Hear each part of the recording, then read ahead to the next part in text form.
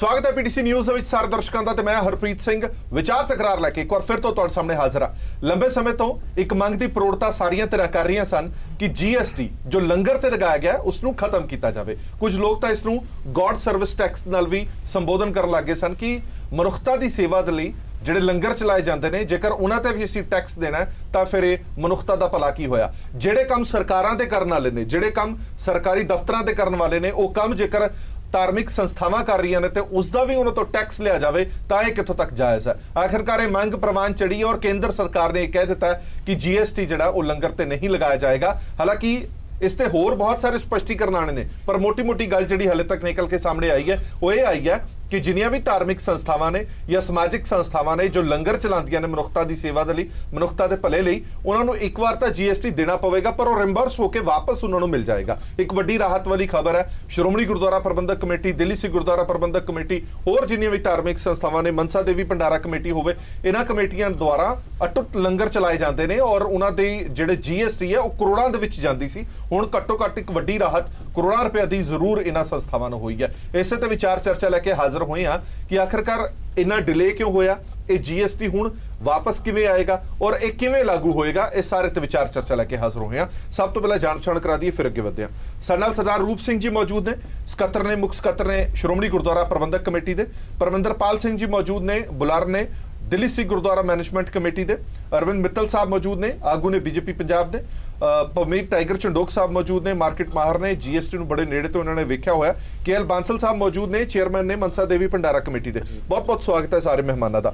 मैं शुरुआत रूप सिंह जी थोड़े तो करांगा क्योंकि सब तो वड्डी मंग, सब तो वड्डी डिमांड जिहड़ी है श्रोमणी गुरुद्वारा प्रबंधक कमेटी और श्रोमणी अकाली दल वालों चुकी गई सी और जे मैं गलत नहीं हाँ तो इस पूरे जीएसटी नूं लंगर तो हटाउण दे लई एक शख्सियत का नाम जिक्रयोग रहेगा, बीबा हरसिमरत कौर बादल, जिन्होंने ने काफ़ी जोर लगाया जीएसटी नूं लंगर तो हटाउण दे लई और उस दे विचों कामयाब भी होए। मैं सिर्फ थोड़े तो पहला ये जानना चाहना रूप सिंह जी, इस दे नाल फर्क कितना पेगा श्रोमणी गुरुद्वारा प्रबंधक कमेटी दे सालाना बजट ते एक किड्डी क वड्डी राहत हैगी?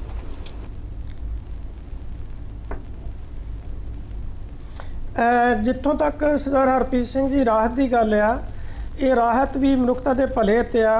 1/7/17 तो लैके 15/5/18 तक लगभग पौने 8 करोड़ रुपया श्रोमणी गुरुद्वारा प्रबंधक कमेटी जीएसटी दे वजों पे कर चुकी है, जिहदे विचों 3 करोड़ दे लगभग सचखंड श्री हरमंदर साहब वालों ये जीएसटी का जिहड़ा टैक्स सी वो अदा करना पिया सानूं, जिहड़ा कि संगतां जिहड़ियां ने दान के रूप दे विच, दसवंध के रूप दे विच अपनी किरत कमाई चों पैसा गुरु घरां नूं दिंदियां ने, वो टैक्स के रूप दे विच पौने 8 करोड़ रुपया हुण तक असीं अदा कर चुके हैं। इहदे नाल सब तो वड्डा जिहड़ा फर्क पैंदा वा, जिहड़ा मनुखता की भलाई लई कारज श्रोमणी गुरुद्वारा प्रबंधक कमेटी गुरु घरां दे राहीं कर रही आ, जिहड़ी परंपरा गुरु नानक देव जी ने शुरू की, गुरु साहबान के समय संस्था के रूप दे विच लंगर संस्था शुरू हुई जी। हज़ारां नहीं, लखां नहीं, करोड़ां लोग रोजाना जिहड़े ने लंगर चों प्रशादा छकदे ने। उन्हां सारिਆਂ ਦੇ ਲਈ ਇਹ राहत वाली गल आ कि वो पैसे जिहड़े ने टैक्स के पैसे जिहड़े सी वो संगतां की सहूलत लई, मानवता के भले हित ਅਸੀਂ ਗੁਰੂ ਘਰਾਂ ਵੱਲੋਂ ਖਰਚ ਕਰ ਸਕਾਂਗੇ। ਹਾਂ, ਅੱਛਾ रूप सिंह जी ਪਹਿਲਾਂ ਮੈਨੂੰ ਇਹ ਦੱਸੋ, ਜਿਹੜਾ ਹੁਣ ਟੈਕਸ ਕਰਨ ਦੀ ਖਬਰ ਆਈ ਹੈਗੀ ਹੈ, ਜੀਐਸਟੀ ਹਟਾਉਣ ਦੀ ਖਬਰ ਆਈ ਹੈ, ਤੁਹਾਡੇ ਕੋਲ ਕੀ ਇਨਫੋਰਮੇਸ਼ਨ ਆਈ ਹੈ? ਤੁਹਾਨੂੰ ਕੀ ਕਿਹਾ ਗਿਆ ਕਿ ਜੀਐਸਟੀ ਲੰਗਰ ਤੋਂ ਹਟਾ ਦਿੱਤਾ ਗਿਆ ਜਾਂ ਕੀ ਰਿੰਬਰਸ ਹੋਏਗਾ? ਤੁਹਾਡੇ ਤੱਕ ਕੀ ਜਾਣਕਾਰੀ ਹਾਲੇ ਤੱਕ ਪੁੱਜੀ?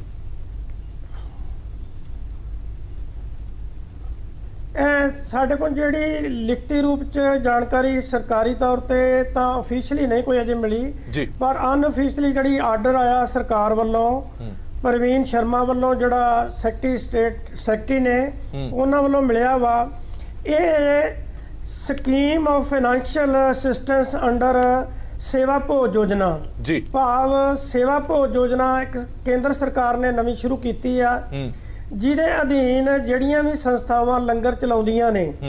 मैनूं ये भी पता लगा सी कि जिहड़ियां 5 साल पहलां तो निरंतर लंगर चला रहीआं ने जी, उन्हां नूं इस सेवा का लाभ मिलेगा, पर सिख कौम तां जिहड़ी है शुरू तो ही लंगर सेवा कर रही है ते इहदे विच हर गुरु घर दे विच लंगर दी संस्था दा जिवें कि सानूं गुरु साहिबान दा आदेश ही है कि पहले पंगत ਪਾਛੇ ਸੰਗਤ ਜਾਂ ਬਾਬਾ ਕਬੀਰ ਜੀ ਕਹਿੰਦੇ ਆ ਕਿ ਭੂਖੇ ਭਗਤ ਨਾ ਕੀਜੇ ਅੰਬਾਲਾ ਆਪਣੀ ਲੀਜੇ।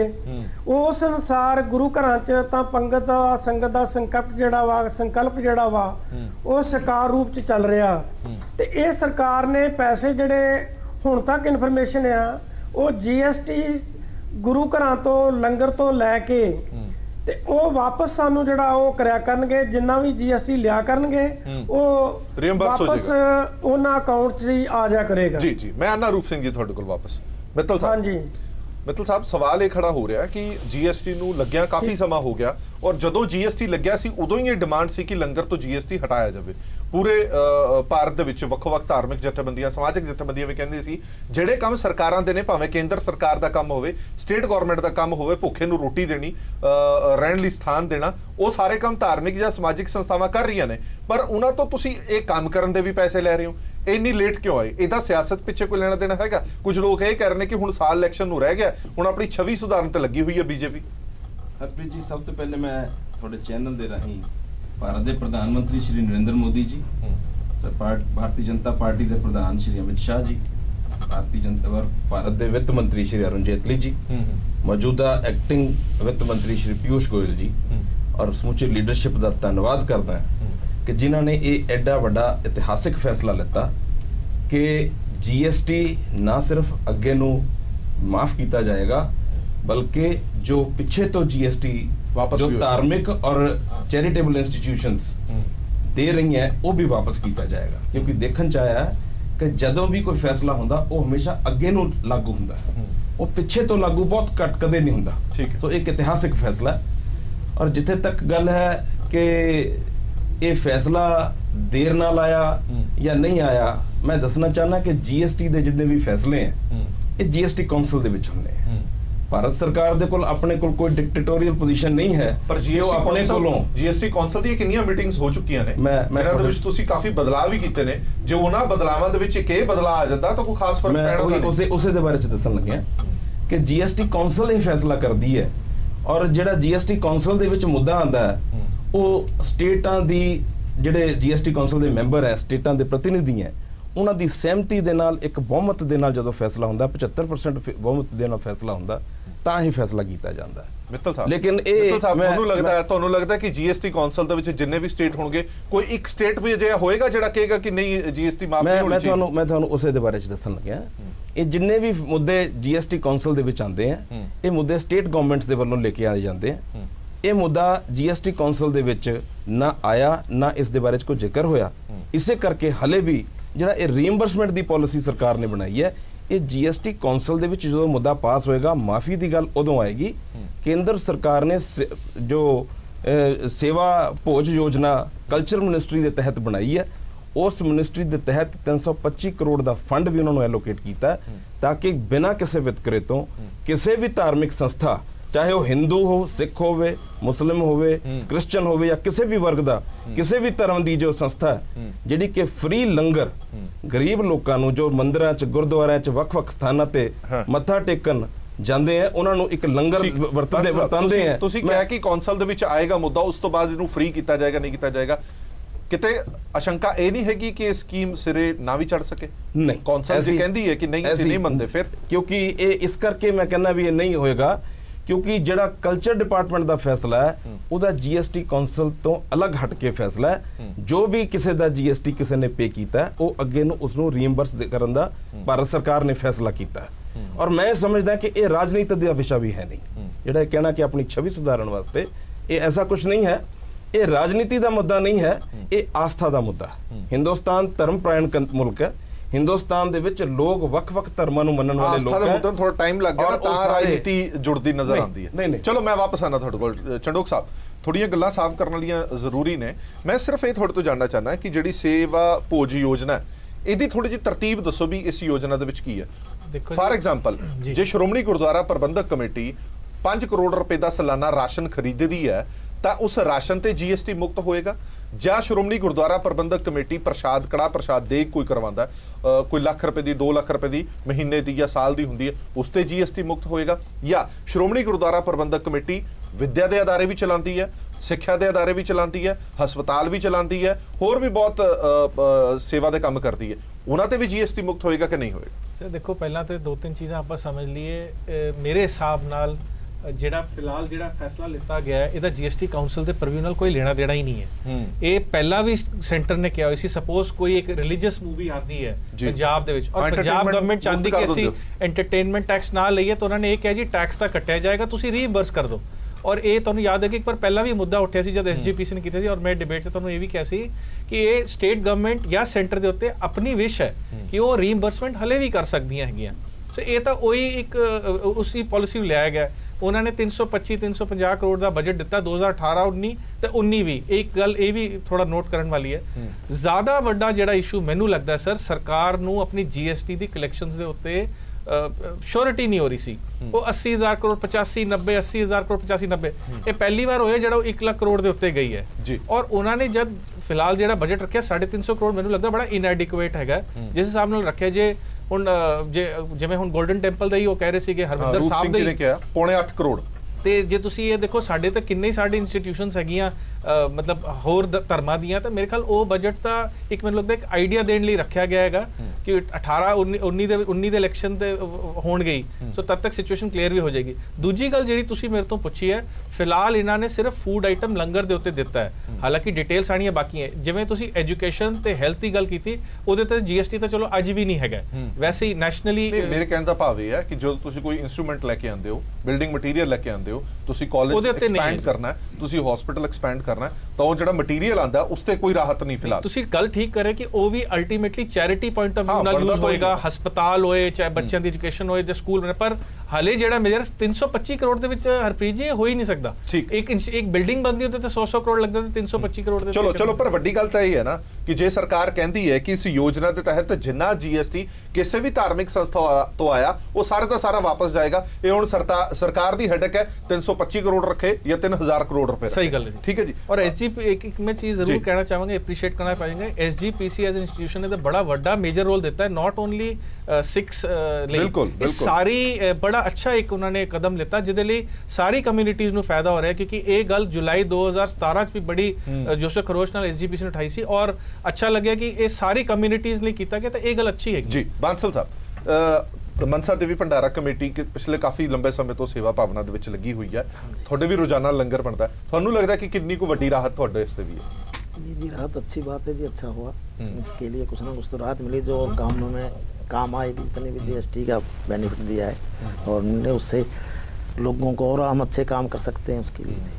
ਅੱਛਾ, ਜਦੋਂ ਇਹ GST ਲੱਗੀ ਸੀ ਬਾਂਸਲ ਸਾਹਿਬ, ਉਦੋਂ ਥੋੜਾ ਇਹ ਜ਼ਰੂਰ ਲੱਗਿਆ ਹੋਣਾ ਕਿ ਅਸੀਂ ਭਲੇ ਦਾ ਕੰਮ ਕਰ ਰਹੇ ਹਾਂ, ਡੋਨੇਸ਼ਨ ਦਾ ਪੈਸਾ ਆਉਂਦਾ ਹੈ, ਉਸ ਪੈਸੇ ਨਾਲ ਅਸੀਂ ਭਲਾਈ ਦੇ ਕੰਮ ਕਰਦੇ ਹਾਂ, ਹੁਣ ਉਸ ਪੈਸੇ ਚੋਂ ਇੱਕ ਹਿੱਸਾ ਕੱਢ ਕੇ ਸਰਕਾਰ ਨੂੰ ਜੇ ਦੇਣਾ ਪਵੇ ਦੁੱਖ ਤਾਂ ਲੱਗਦਾ ਹੀ ਹੈ ਨਾ।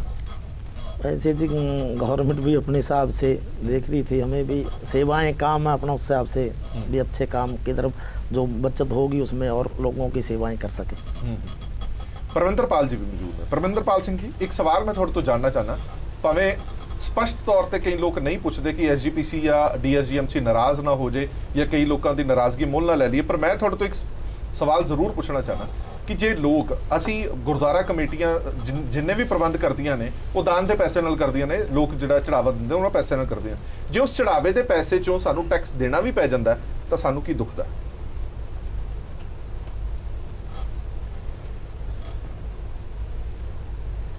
ਇਸ ਤਰ੍ਹਾਂ ਹਰਪ੍ਰੀਤ ਜੀ ਕਿ ਤੁਸੀਂ ਜੋ ਸਵਾਲ ਕੀਤਾ, ਸਵਾਲ ਤੁਹਾਡਾ ਬਹੁਤ ਵਾਜਿਬ ਹੈ, ਪਰ ਗੱਲ ਇੱਥੇ ਹੈਗੀ ਹੈ ਕਿ ਜਦੋਂ ਅਸੀਂ ਪਹਿਲੇ ਵੈਟ ਦੇ ਟਾਈਮ ਤੇ ਸੀ ਉਸ ਟਾਈਮ ਟੈਕਸ ਦੀ ਜਿਹੜੀ ਦਰ ਸੀ 2% 3% ਤੱਕ ਵੱਧ ਤੋਂ ਵੱਧ ਇੰਨੀ ਕੁ ਰਹੀ ਹੈ ਜੀ, ਪਰ ਜਦੋਂ ਅਸੀਂ ਹੁਣ ਵਾਪਸ ਆਏ ਆ ਇਸ GST ਤੇ ਖਾਸ ਤੌਰ ਤੇ ਦੇਸੀ ਘਿਓ ਦੇ ਉੱਤੇ 18% ਟੈਕਸ ਹੈ, ਚੀਨੀ ਤੇ 5% ਹੈ, ਹੋਰ ਕਈ ਮਦਾਂ ਤੇ ਅਲੱਗ-ਅਲੱਗ ਟੈਕਸ ਹੈਗਾ। ਇਹ ਸਾਰੀ ਚੀਜ਼ਾਂ ਜਿਹੜੀਆਂ ਹੈਗੀਆਂ ਨੇ ਬੜਾ ਵੱਡਾ ਪ੍ਰਭਾਵ ਪਾਉਂਦੀਆਂ ਨੇ ਸਾਰੇ ਸਿਸਟਮ ਦੇ ਉੱਪਰ, ਔਰ 18% ਟੈਕਸ ਕੋਈ ਛੋਟੀ ਮੋਟੀ ਗੱਲ ਨਹੀਂ ਹੈ। ਅਸੀਂ ਅਗਰ ਦਾਨ ਦੇ ਵਾਸਤੇ ਕੰਮ ਕਰ ਰਹੇ ਹਾਂ ਤਾਂ ਚੁਭਦਾ 18% ਟੈਕਸ ਹੋਣਾ। ਔਰ ਸਭ ਤੋਂ ਵੱਡੀ ਗੱਲ ਜੋ ਬਾਕੀ ਬੁਲਾਰਿਆਂ ਨੇ ਕਹੀ ਹੈ, ਮੈਂ ਉਸ ਗੱਲ ਨੂੰ ਨਹੀਂ ਸ਼ੇਅਰ ਕਰਾਂਗਾ ਦੁਬਾਰਾ, ਲੇਕਿਨ ਇੱਕ ਗੱਲ ਕਲੀਅਰ ਹੈ ਕਿ ਇਹਦੇ ਵਿੱਚ ਦੋ ਚੀਜ਼ਾਂ ਨੇ ਨਿਕਲ ਕੇ ਆ ਰਹੀਆਂ ਨੇ। ਇਹ ਜੋ ਬੀਬਾ ਹਰਸਿਮਰਤ ਕੌਰ ਬਾਦਲ ਹੋਰਾਂ ਨੇ ਜੋ ਇੱਕ ਆਪਣਾ ਸ਼ੁਰੂਆਤ ਕੀਤੀ ਔਰ ਜਿਸ ਦੀ ਅੱਜ ਨਤੀਜੇ ਨਿਕਲ ਕੇ ਆਏ ਨੇ, ਇਸ ਦੇ ਵਿੱਚ ਇੱਕ ਚੀਜ਼ ਬੜੀ ਵਧੀਆ ਨਿਕਲ ਕੇ ਆਈ ਹੈ ਕਿ ਇਹਦੇ ਵਿੱਚ ਸੈਂਟਰਲ GST ਜੋ ਸੀ 9%, ਜੋ 18% ਦੇ ਵਿੱਚ ਪੈਂਦਾ ਸੀ, ਉਹ ਤਾਂ ਵਾਪਸ ਹੋਏਗਾ। ਇਹਦੇ ਇਲਾਵਾ ਜੋ ਇੰਟਰਸਟੇਟ ਜੋ ਆਪਣਾ ਮਾਲ ਕੋਈ ਮੰਗਾਉਂਦੇ ਸੀ ਦੂਸਰੀ ਸਟੇਟ ਤੋਂ, ਫਰਜ਼ ਕਰੋ ਅਸੀਂ ਦਿੱਲੀ ਬੈਠੇ ਹਾਂ ਔਰ ਅਸੀਂ ਕਿਸੇ ਹੋਰ ਸਟੇਟ ਤੋਂ ਮਾਲ ਮੰਗਾ ਰਹੇ ਹਾਂ, ਤਾਂ ਜੋ IGST ਲੱਗਦਾ ਸੀ, ਜਿਹਦੇ ਵਿੱਚ ਮਤਲਬ ਅਸੀਂ ਆਪਣੇ ਤੌਰ ਤੇ ਮੰਨਿਆ ਕਿ ਦੂਸਰੇ ਕੀ ਕਹਿੰਦੇ ਨੇ ਜਿਹੜੇ ਆਪਣਾ ਬਾਕੀ ਟੈਕਸ ਨੇ, ਐਕਸਾਈਜ਼ ਔਰ ਸਰਵਿਸ ਟੈਕਸ ਵਿੱਚ ਐਡ ਹੁੰਦੇ ਨੇ IGST, ਉਸ ਦੀ ਵੀ ਰਿਫੰਡ ਸਰਕਾਰ ਦੇਣ ਜਾ ਰਹੀ ਹੈ। ਤੇ ਇਸ ਕਰਕੇ ਬੜੀ ਵੱਡੀ ਗੱਲ ਹੈ ਕਿ ਅਸੀਂ ਜੋ ਲੋਕਲ ਸਟੇਟ ਤੋਂ ਖਰੀਦ ਰਹੇ ਹਾਂ ਉਹ ਤਾਂ ਵਾਪਸੀ ਹੋ ਹੀ ਰਿਹਾ, ਜੋ ਇੰਟਰਸਟੇਟ ਆ ਰਿਹਾ ਖਰੀਦ ਰਹੇ ਉਹਦੇ ਤੇ ਵਾਪਸੀ ਹੋ ਰਹੀ ਹੈ। ਇਹ ਬੜੀ ਵੱਡੀ ਇੱਕ ਗੱਲ ਹੈ। ਔਰ ਸਰਕਾਰ ਦੇ ਬੇਸ਼ੱਕ ਇਹਦਾ ਬਜਟ 325 ਕਰੋੜ ਰੱਖਿਆ, ਜੋ ਚੰਡੋਕ ਜੀ ਨੇ ਕਿਹਾ, ਠੀਕ ਕਿਹਾ ਉਹਨਾਂ ਨੇ, ਲੇਕਿਨ ਕਿਤੇ ਨਾ ਕਿਤੇ ਇਸ ਇੱਕ ਮੈਂ ਸਮਝਦਾ ਕਿ 325 ਕਰੋੜ ਰੁਪਏ ਇੱਕ ਆંકੜਾ ਹੋ ਸਕਦਾ ਹੈ, ਇੱਕ ਅੰਦਾਜ਼ਾ ਹੋ ਸਕਦਾ ਹੈ ਕਿ ਕਿੰਨੀਆਂ ਸੰਸਥਾਵਾਂ ਇਸ ਮਾਮਲੇ ਦਾ ਫਾਇਦਾ ਚੁੱਕਣ ਆਉਂਦੀਆਂ ਨੇ, ਲੇਕਿਨ ਇਹਨੂੰ ਵਧਾਇਆ ਵੀ ਜਾ ਸਕਦਾ ਹੈ। ਇਹ ਤਾਂ ਹਾਲੇ 2 ਸਾਲ ਵਾਸਤੇ ਆਇਆ, ਇਹਨੂੰ ਅੱਗੇ ਐਕਸਟੈਂਡ ਵੀ ਕੀਤਾ ਜਾ ਸਕਦਾ। ਹਾਂ ਪਰਵਿੰਦਰਪਾਲ ਜੀ, ਇੱਕ ਸਵਾਲ ਹੋਰ ਵੀ ਹੈ। ਇਹ ਜਦੋਂ ਮੰਗ ਉੱਠੀ ਸੀ GST ਲੰਗਰ ਤੋਂ ਹਟਾਉਣ ਦੇ ਲਈ, ਧਾਰਮਿਕ ਜ਼ਿਆਦਾਤਰ ਸਿੱਖ ਸੰਸਥਾਵਾਂ ਨੇ ਇਹ ਜਿਹੜੀ ਹੈ ਮੰਗ ਚੁੱਕੀ ਸੀਗੀ, ਔਰ ਜਿਹੜਾ ਸਿੱਖ ਧਰਮ ਦਾ ਫਲਸਫਾ ਹੈ ਸਰਬੱਤ ਦਾ ਭਲਾ, ਅੱਜ ਲੱਗਦਾ ਹੈ ਕਿ ਉਸ ਤੇ ਮੋਹਰ ਲੱਗੀ ਹੈ ਦੁਬਾਰਾ, ਕਿਉਂਕਿ ਤੁਸੀਂ ਮੰਗ ਸਿੱਖ ਸੰਸਥਾਵਾਂ ਲਈ ਕੀਤੀ, ਨਾਲ ਹੋਰ ਸੰਸਥਾਵਾਂ ਲਈ ਕੀਤੀ, ਔਰ ਫਾਇਦਾ ਹੁਣ ਸਾਰਿਆਂ ਨੂੰ ਹੀ ਹੋਏਗਾ।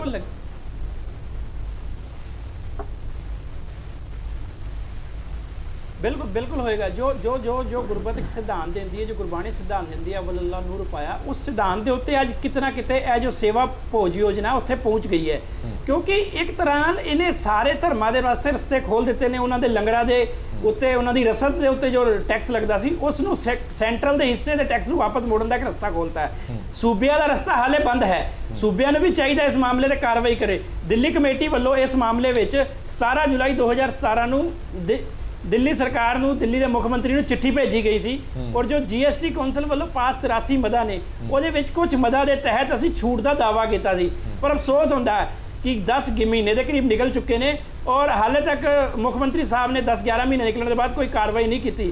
ਅੱਜ ਵੀ ਪ੍ਰਧਾਨ ਸਾਹਿਬ ਨੇ ਅਪੀਲ ਕੀਤੀ ਹੈ ਮੁੱਖ ਮੰਤਰੀ ਜੀ ਨੂੰ ਕਿ ਉਹ ਵੀ ਆਪਣੇ ਹਿੱਸੇ ਦਾ ਟੈਕਸ ਜਿਹੜਾ ਹੈ ਸਾਡੇ ਤੋਂ ਰਿਫੰਡ ਕਰਨ ਔਰ ਸਾਡੇ ਵਾਸਤੇ ਯੋਜਨਾ ਲੈ ਕੇ ਆਣ, ਕਿਉਂਕਿ ਇਹਦਾ ਫਾਇਦਾ ਪੂਰਨ ਤੌਰ ਤੇ ਤਾਂ ਹੀ ਮਿਲੇਗਾ। ਅਸੀਂ ਇਹ ਮੰਨ ਸਕਦੇ ਕਿ 18% ਦਾ 9% ਤਾਂ ਸਰਕਾਰ ਨੇ ਸਾਡੇ ਤੇ ਅੱਜ ਕਰਤਾ ਹੈ ਕਿ ਉਹਨਾਂ ਨੇ ਸਾਨੂੰ ਵਾਪਸ ਦੇਣ ਦਾ ਐਲਾਨ ਕਰਤਾ, ਲੇਕਿਨ ਬਾਕੀ 9% ਜੇ ਸੂਬੇ ਤੇ ਪਿਆ, ਅਸੀਂ ਉਹਨਾਂ ਦੇ ਵਾਸਤੇ ਵੀ ਤਾਂ ਚੈਰਿਟੀ ਕਰ ਰਹੇ ਹਾਂ, ਉਹਨਾਂ ਦਾ ਕਾਰਜ ਕਰ ਰਹੇ ਹਾਂ। ਜੇ ਬਾੜ ਯਮੁਨਾ ਜਾਂਦੀ ਹੈ, ਪੁਸਤੇ ਤੇ ਲੰਗਰ ਅਸੀਂ ਲਗਾਉਂਦੇ ਹਾਂ, ਜੇ ਕੋਈ ਹੋਰ ਆਪਦਾ ਆਉਂਦੀ ਅਸੀਂ ਕੰਮ ਕਰਦੇ ਹਾਂ, ਦਿੱਲੀ ਪ੍ਰਦਰਸ਼ਨ ਹੁੰਦਾ ਅਸੀਂ ਉੱਥੇ ਲੰਗਰ ਭੇਜਨੇ ਆ, ਤੇ ਅਸੀਂ ਕੰਮ ਤਾਂ ਦਿੱਲੀ ਵਾਸਤੇ ਹੀ ਕਰ ਰਹੇ ਹਾਂ ਨਾ, ਤੇ ਇਸ ਵਾਸਤੇ ਦਿੱਲੀ ਸਰਕਾਰ ਦਾ ਹੀ ਫਰਜ਼ ਬਣਦਾ ਹੈ ਕਿ ਇਸ ਮਾਮਲੇ ਦੇ ਵਿੱਚ ਉਹ ਸਾਡੀ ਜਿਹੜੀ ਹੈ ਮੰਗ ਹੈ ਅਸੀਂ ਚਲਾ ਰਹੇ ਹਾਂ। 11 ਮਹੀਨੇ ਹੋ ਗਏ, ਉਸ ਨੂੰ ਵੀ ਅੱਜ ਪ੍ਰਵਾਨ ਕਰਨ ਦਾ ਸਮਾਂ ਉਹਨਾਂ ਦੇ ਕੋਲ ਜਿਹੜੀ ਹੈ ਕੇਂਦਰ ਨੇ ਆਪਣੇ ਪਾਲੇ ਚੋਂ ਕੱਢ ਕੇ ਸਟੇਟ ਗਵਰਨਮੈਂਟਸ ਦੇ ਵਿੱਚ ਜ਼ਰੂਰ ਸੁੱਟਤੀ ਹੈ, ਹੁਣ ਸੂਬਾ ਸਰਕਾਰਾਂ ਦੀ ਵੀ ਜ਼ਿੰਮੇਵਾਰੀ ਬਣਦੀ ਹੈ। ਮੈਂ ਰੂਪ ਸਿੰਘ ਜੀ ਇੱਕ ਸਵਾਲ ਤੁਹਾਡੇ ਤੋਂ ਜ਼ਰੂਰ ਜਾਣਨਾ ਚਾਹੁੰਦਾ, ਜੇ ਪੰਜਾਬ ਸਰਕਾਰ ਨੇ ਇਹ ਕਿਹਾ ਸੀਗਾ ਕਿ ਅਸੀਂ ਆਪਣੇ ਹਿੱਸੇ ਦਾ ਜਿਹੜਾ GST ਦਰਬਾਰ ਸਾਹਿਬ ਦਾ ਉਹ ਛੱਡਦੇ ਹਾਂ, ਮੈਂ ਇੱਕ ਸਵਾਲ ਜ਼ਰੂਰ ਤੁਹਾਡੇ ਤੋਂ ਪੁੱਛਣਾ ਚਾਹੁੰਦਾ, ਤੁਸੀਂ ਹੁਣੇ ਇੱਕ ਰਕਮ ਗਣਾਈ ਸੀ 8.25 ਕਰੋੜ ਰੁਪਈਆ, ਜਿਹਦੇ ਵਿੱਚੋਂ 2 ਤੋਂ 3 ਕਰੋੜ ਰੁਪਈਆ ਤੁਸੀਂ ਦਰਬਾਰ ਸਾਹਿਬ ਦਾ ਕਿਹਾ ਸੀ, ਯਾਨੀ ਕਿ ਬਾਕੀ ਲਗਭਗ 5.25 ਕਰੋੜ ਰੁਪਈਆ ਬਾਕੀ ਸਾਰੇ ਧਾਰਮਿਕ ਗੁਰਦੁਆਰਿਆਂ ਤੇ ਲੱਗਦਾ, ਯਾਨੀ ਕਿ ਇੱਕ ਵੱਡਾ ਹਿੱਸਾ ਬਾਕੀ ਗੁਰਦੁਆਰਿਆਂ ਦੇ ਵਿੱਚ ਵੀ ਤਾਂ ਖਰਚ ਹੋ ਰਿਹਾ। ਤਾਂ ਤੁਹਾਨੂੰ ਲੱਗਦਾ ਕਿ ਸਟੇਟ ਗਵਰਨਮੈਂਟ ਨੇ ਦਰਬਾਰ ਸਾਹਿਬ ਦਾ GST ਛੱਡਿਆ ਤਾਂ ਬਾਕੀ ਜਿਹੜੇ ਸ਼੍ਰੋਮਣੀ ਗੁਰਦੁਆਰਾ ਪ੍ਰਬੰਧਕ ਕਮੇਟੀ ਦੇ ਅਧੀਨ ਧਾਰਮਿਕ ਗੁਰਦੁਆਰੇ ਆਉਂਦੇ ਨੇ ਔਰ ਇਤਿਹਾਸਿਕ ਗੁਰਦੁਆਰੇ ਆਉਂਦੇ ਨੇ, ਉਹਨਾਂ ਦਾ GST ਛੱਡਣਾ ਬੜਾ ਜ਼ਰੂਰੀ ਹੈ।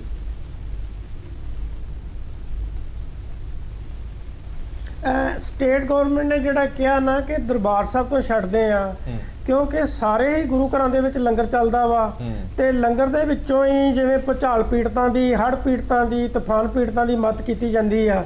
ਜੇ ਤੂਫਾਨ ਹੜ੍ਹ ਜਿਹੜਾ ਜੰਮੂ ਕਸ਼ਮੀਰ ਚ ਆ ਜਾਂਦਾ ਜਾਂ ਭੁਚਾਲ ਨੇਪਾਲ ਚ ਆਉਂਦਾ ਵਾ, ਤੇ ਉੱਥੇ ਵੀ ਸ਼੍ਰੋਮਣੀ ਗੁਰਦੁਆਰਾ ਪ੍ਰਬੰਧਕ ਕਮੇਟੀ ਜਿਹੜਾ ਲੰਗਰ ਲਾਉਂਦੀ ਆ, ਗੁਰੂ ਘਰਾਂ ਤੋਂ ਹੀ ਲਾਉਂਦੀ ਆ।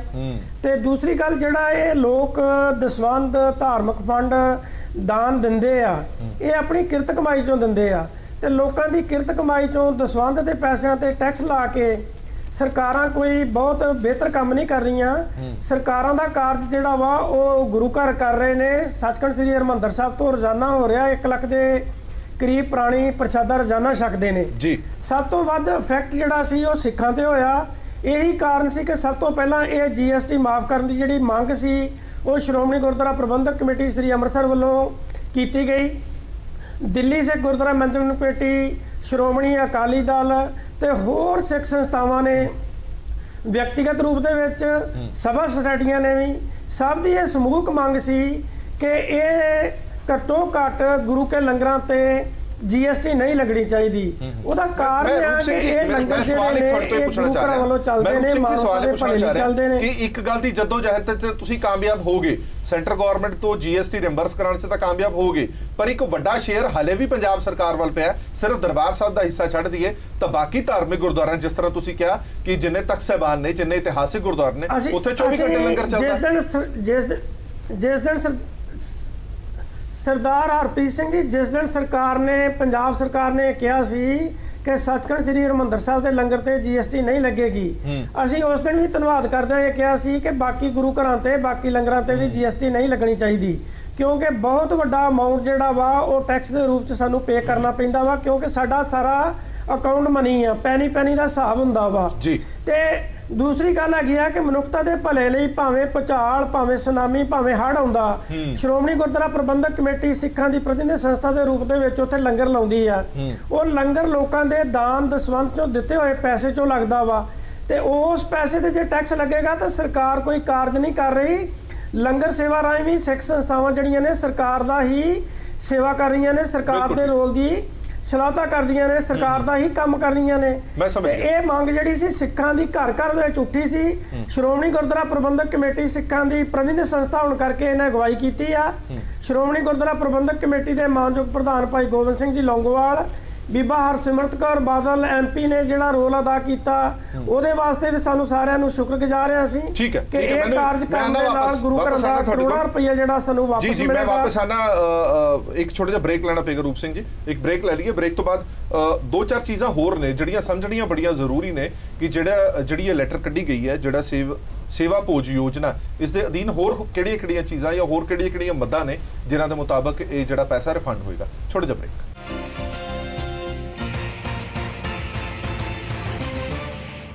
ਬ੍ਰੇਕ ਤੋਂ ਬਾਅਦ ਦਰਸ਼ਕਾਂ ਦਾ ਇੱਕ ਵਾਰ ਫਿਰ ਤੋਂ ਸਵਾਗਤ ਹੈ। ਸਾਡੀ ਵਿਚਾਰ ਚਰਚਾ ਜਾਰੀ ਹੈ। GST ਮੁਕਤ ਹੋ ਗਿਆ ਲੰਗਰ, ਇੱਕ ਵਧੀਆ ਖਬਰ ਹੈਗੀ ਹੈ, ਕਿਉਂਕਿ ਮਨੁੱਖਤਾ ਦੇ ਭਲੇ ਲਈ ਜਿਹੜੇ ਕੰਮ ਸਰਕਾਰਾਂ ਨਹੀਂ ਕਰ ਪਾਉਂਦੀਆਂ, ਉਹ ਜਦੋਂ ਗੁਰਦੁਆਰਾ ਕਮੇਟੀਆਂ ਜਾਂ ਸਮਾਜਿਕ ਜਥੇਬੰਦੀਆਂ ਕਰਦੀਆਂ ਨੇ, ਤੇ ਜਦੋਂ ਉਹਨਾਂ ਤੋਂ ਟੈਕਸ ਵਸੂਲਿਆ ਜਾਂਦਾ ਤਾਂ ਸਵਾਲ ਜ਼ਰੂਰ ਖੜਾ ਹੁੰਦਾ ਹੈ। ਚੰਡੋਕ ਸਾਹਿਬ, ਇੱਕ ਸਵਾਲ ਮੇਰਾ ਇਹ ਵੀ ਹੈਗਾ, ਹੁਣ ਤੁਹਾਨੂੰ ਲੱਗਦਾ ਕਿ ਕੇਂਦਰ ਸਰਕਾਰ ਨੇ GST ਤੇ ਜਿਵੇਂ ਇਹ ਯੋਜਨਾ ਲਾਗੂ ਕਰ ਦਿੱਤੀ ਕਿ ਲੰਗਰ ਤੇ ਪੈਸਾ ਰਿਫੰਡ ਹੋ ਜਾਊਗਾ, ਪਰ ਮੁਸ਼ਕਲ ਹੁਣ ਸਟੇਟ ਗਵਰਨਮੈਂਟ ਸਸਤੇ ਉਹਨਾਂ ਨੇ ਛੱਡ ਦਿੱਤੀ ਹੈ, ਜਿਵੇਂ ਦਿੱਲੀ ਹੋਵੇ ਜਾਂ ਪੰਜਾਬ ਹੋਵੇ, ਕਿ ਅਸੀਂ ਆਪਣੇ ਹਿੱਸੇ ਦਾ ਕੰਮ ਕਰਦਾ, ਹੁਣ ਤੁਸੀਂ ਕਰਕੇ ਦਿਖਾਓ।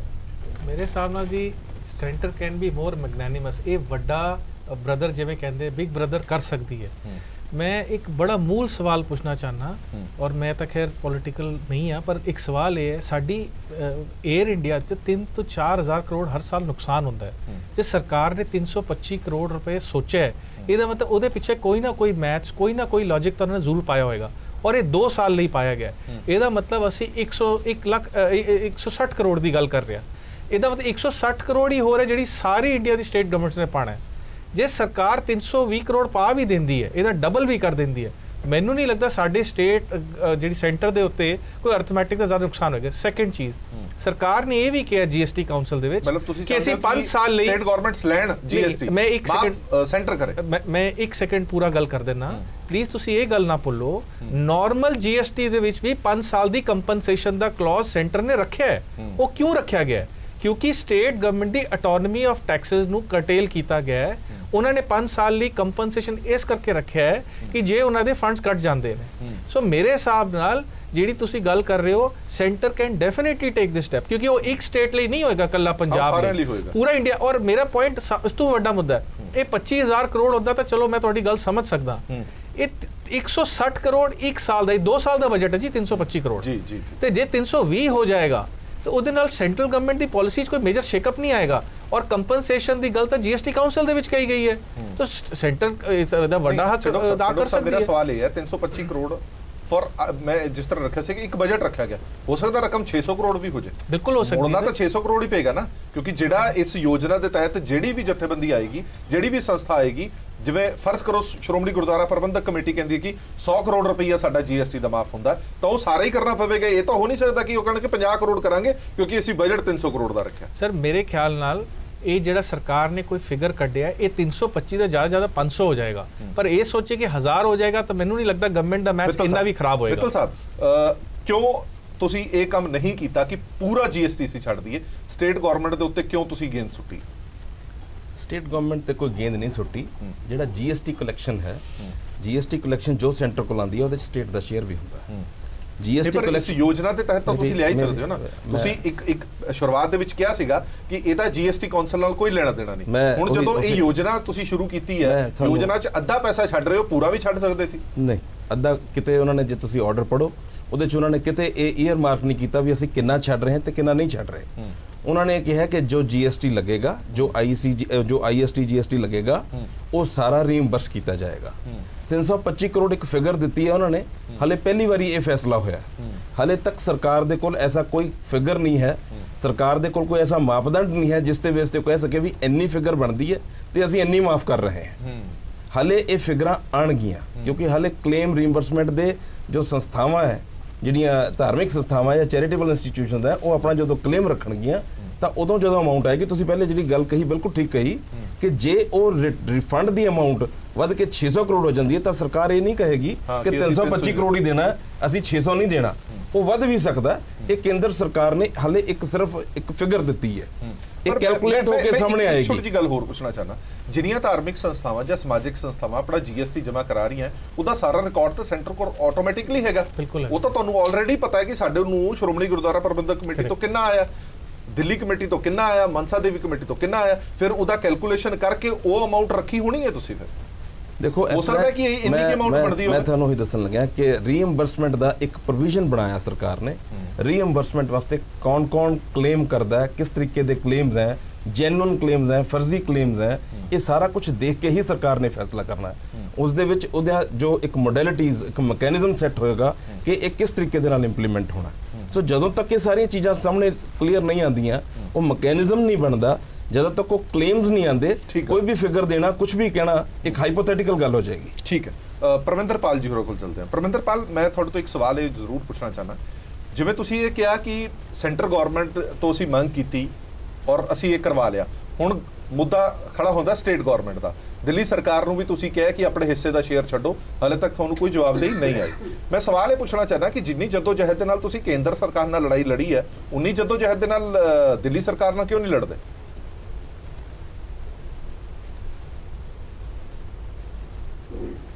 ਅਸੀਂ ਇਸ ਮਾਮਲੇ ਦੇ ਵਿੱਚ 2 ਵਾਰੀ ਉਹਨਾਂ ਨੂੰ ਆਪਣੇ ਵੱਲੋਂ ਚਿੱਠੀਆਂ ਵੀ ਲਿਖ ਚੁੱਕੇ ਹਾਂ, ਸਾਰੀ ਡਿਟੇਲ ਦੱਸ ਚੁੱਕੇ ਹਾਂ। ਜੋ GST ਕੌਂਸਲ ਹੈ ਉਹਦੇ ਵਿੱਚ 83 ਮਦਾਂ ਹੈਗੀਆਂ ਨੇ ਛੋਟ ਦੀਆਂ, ਔਰ ਉਹਦੇ ਵਿੱਚ ਘੱਟੋ ਘੱਟ 15-20 ਮਦਾਂ ਐਸੀ ਨੇ ਜਿਸ ਦੇ ਉੱਤੇ ਅਸੀਂ ਬਿਲਕੁਲ ਫਿੱਟ ਬੈਠਦੇ ਹਾਂ ਔਰ ਸਾਡਾ ਹੱਕ ਬਣਦਾ ਕਿ ਅਸੀਂ ਉਸ GST ਨੂੰ ਛੋਟ ਪ੍ਰਾਪਤ ਕਰ ਸਕੀਏ। ਪਰ ਅਫਸੋਸ ਹੈ ਕਿ ਦਿੱਲੀ ਦੇ ਜਿਹੜੇ ਖਜ਼ਾਨਾ ਮੰਤਰੀ ਨੇ ਮਨੀਸ਼ ਸਿਸੋਦੀਆ ਔਰ ਪੰਜਾਬ ਦੇ ਖਜ਼ਾਨਾ ਮੰਤਰੀ ਮਨਪ੍ਰੀਤ ਬਾਦਲ, ਇਹਨਾਂ ਦੋਨਾਂ ਨੇ ਅੱਜ ਤੱਕ, ਜਿਹੜੇ ਕਿ ਪੰਜਾਬ ਦੇ ਵਿੱਚ ਸਿਆਸਤ ਕਰਦੇ ਨੇ, ਸਿੱਖਾਂ ਦੀ ਗੱਲਾਂ ਕਰਦੇ ਨੇ, ਇਹਨਾਂ ਨੇ ਅੱਜ ਤੱਕ ਪੰਜਾਬ ਦੇ ਗੱਲ ਜਾਂ GST ਦੀ ਗੱਲ ਨੂੰ, ਲੰਗਰ ਦੀ ਨੂੰ GST ਕੌਂਸਲ ਨਹੀਂ ਚੁੱਕਿਆ। ਔਰ ਇਹੀ ਸਭ ਤੋਂ ਵੱਡੀ ਮਜਬੂਰੀ ਬਣੀ ਬੀਬਾ ਹਰਸਿਮਰਤ ਕੌਰ ਬਾਦਲ ਦੀ ਕਿ ਉੱਥੇ ਪੰਜਾਬ ਦਾ ਜਿਹੜਾ ਮੈਂਬਰ ਹੈ, ਜਿਹੜਾ ਉੱਥੇ GST ਕੌਂਸਲ ਦਾ, ਉਹ ਗੱਲ ਨਹੀਂ ਕਰ ਰਿਹਾ। ਔਰ ਉਹਨਾਂ ਨੂੰ ਮਜਬੂਰੀ 'ਚ ਆ ਕੇ ਬਿਹਾਰ ਦੇ ਮੁੱਖ ਮੰਤਰੀ ਨਿਤਿਸ਼ ਕੁਮਾਰ ਔਰ ਮਹਾਰਾਸ਼ਟਰ ਦੇ ਮੁੱਖ ਮੰਤਰੀ ਦੇਵੇਂਦਰ ਫੜਨਵੀਸ ਤੋਂ ਚਿੱਠੀਆਂ ਲਿਆਣੀ ਪੈਂਦੀਆਂ ਸਮਰਥਨ ਨੇ ਪ੍ਰਧਾਨ ਮੰਤਰੀ ਨੂੰ ਦੇਣ ਵਾਸਤੇ ਕਿ ਇਹ GST ਗਲਤ ਲੱਗ ਰਿਹਾ ਲੰਗਰਾਂ ਤੇ। ਤੇ ਕਿਤੇ ਨਾ ਕਿਤੇ ਇਹ ਪੰਜਾਬ ਦੀ ਰਾਜਨੀਤੀ ਕਰਨ ਵਾਲੇ ਆਮ ਆਦਮੀ ਪਾਰਟੀ ਔਰ ਕਾਂਗਰਸ ਨੂੰ ਇੱਕ ਵਾਰੀ ਸੋਚਣਾ ਚਾਹੀਦਾ ਹੈ ਕਿ ਉਹਨਾਂ ਦੇ ਵਿੱਤ ਮੰਤਰੀਆਂ ਦਾ ਕੀ ਹਾਲ ਹੈ, ਉਹਨਾਂ ਨੇ ਕਿਸ ਤਰੀਕੇ ਨਾਲ ਸਿੱਖਾਂ ਨੂੰ ਗੁੰਮਰਾਹ ਕੀਤਾ, ਠੱਗਿਆ। ਦੂਜੀ ਗੱਲ ਜਿਹੜੀ ਹੁਣੇ ਰੂਪ ਸਿੰਘ ਹੋਰਾਂ ਨੇ ਜਵਾਬ ਦਿੱਤੀ ਸੀ, ਉਸ ਦੇ ਵਿੱਚ ਇਹ ਸੀ ਮੈਟਰ ਕਿ ਜੋ ਅਕਾਲੀ ਦਲ ਦੀ ਸਰਕਾਰ ਸੀ, ਉਹਨੇ ਆਪਣੇ ਸਮੇਂ ਦੇ ਵਿੱਚ ਸਰਦਾਰ ਪ੍ਰਕਾਸ਼ ਸਿੰਘ ਬਾਦਲ ਨੇ 3 ਤਖਤਾਂ ਨੂੰ ਲੰਗਰ ਦੀ ਰਸਦ ਖਰੀਦਣ ਵਾਸਤੇ ਛੋੜ ਦਿੱਤੀ ਸੀ, ਜਿਹਦੇ ਵਿੱਚ ਤਖਤ ਸ਼੍ਰੀ ਅਕਾਲ ਤਖਤ ਸਾਹਿਬ ਸੀ, ਤਖਤ ਕੇਸਗੜ੍ਹ ਸਾਹਿਬ ਸੀ, ਤਖਤ ਦਮਦਮਾ ਸਾਹਿਬ ਸੀ। ਪਰ ਜੋ ਮੌਜੂਦਾ ਸਰਕਾਰ ਨੇ ਛੋੜ ਦਿੱਤੀ ਹੈ, ਉਹਨਾਂ ਨੇ ਸਿਰਫ ਦਰਬਾਰ ਸਾਹਿਬ ਨੂੰ, ਦੁਰਗਿਆਣਾ ਮੰਦਿਰ ਨੂੰ ਛੋੜ ਦਿੱਤੀ ਹੈ। ਮਤਲਬ 2 ਤਖਤਾਂ ਦੀ ਜੋ ਪੁਰਾਣੀ ਵੈਟ ਦੀ ਛੂਟ ਸੀ, ਉਹਨੂੰ ਵੀ ਇਹਨਾਂ ਨੇ ਆਪਣੇ ਕੋਲ ਰੱਖ ਲਿਆ। ਔਰ ਇਹੀ ਕਾਰਨ ਹੈ ਕਿ ਜੋ 8.25 ਕਰੋੜ ਦਾ ਆંકੜਾ SGPC ਨਿਕਲ ਕੇ ਆ ਰਿਹਾ ਹੈ, ਉਸ ਦੇ ਵਿੱਚ ਜੋ ਦਰਬਾਰ ਸਾਹਿਬ ਦਾ ਹਟ ਰਿਹਾ, ਬਾਕੀ ਬਚ ਰਿਹਾ। ਅਗਰ ਇਹ 3 ਤਖਤਾਂ ਨੂੰ ਛੂਟ ਦੇ ਦਿੰਦੇ ਤੇ ਗੱਲ ਸਮਝ ਆਉਂਦੀ। ਇਹਨਾਂ ਨੇ ਸਿਰਫ 1 ਤਖਤ ਨੂੰ ਛੂਟ ਦੇ ਕੇ ਸ਼ਰਾਰਤ ਕੀਤੀ ਸੀ ਕਿ ਹੁਣ ਅਕਾਲੀ ਦਲ ਨੂੰ ਪੁੱਛਣੇ ਆ ਕਿ ਹੁਣ ਜਾਓ ਕੇਂਦਰ ਸਰਕਾਰ ਤੋਂ ਕਰਾ ਕੇ ਲਿਆਓ। ਅੱਜ ਕੇਂਦਰ ਸਰਕਾਰ ਨੇ ਕਰ ਦਿੱਤਾ ਹੈ, ਅੱਜ ਅਕਾਲੀ ਦਲ ਨੇ ਆਪਣੀ ਜ਼ਿੰਮੇਵਾਰੀ ਨਿਭਾ ਲਈ ਹੈ। ਹੁਣ ਫਿਰ ਦੁਬਾਰਾ ਗੇਮ ਜਿਹੜੀ ਹੈ ਪੰਜਾਬ ਸਰਕਾਰ ਦਿੱਲੀ ਸਰਕਾਰ ਦੇ ਪਾਲੇ ਜਾ ਗਈ ਹੈ। ਜਿਹੜੇ ਰਾਜਨੀਤਿਕ ਪਾਰਟੀ, ਜਿਹੜੇ ਰਾਜਨੀਤਿਕ ਆਗੂ ਤੁਹਾਨੂੰ ਕਹਿੰਦੇ ਸੀ ਕੇਂਦਰ ਦੇ ਵਿੱਚ ਤੁਹਾਡੀ ਭਾਈਵਾਲ ਪਾਰਟੀ ਹੈ, ਕੇਂਦਰ ਦੇ ਵਿੱਚ ਤੁਹਾਡੀ ਮਿਨਿਸਟਰ ਹੈ, ਤੁਸੀਂ ਕਿਉਂ ਨਹੀਂ GST ਛਡਾ ਲੈਂਦੇ? ਅੱਜ ਤੁਸੀਂ ਤਾਂ ਕਿਲਾ ਫਤਿਹ ਕਰ ਲਿਆ, ਮੈਨੂੰ ਲੱਗਦਾ ਹੁਣ ਤੁਸੀਂ ਸਵਾਲ ਪੁੱਛਣ ਜੋਗੇ ਹੋ ਗਏ ਹੋ।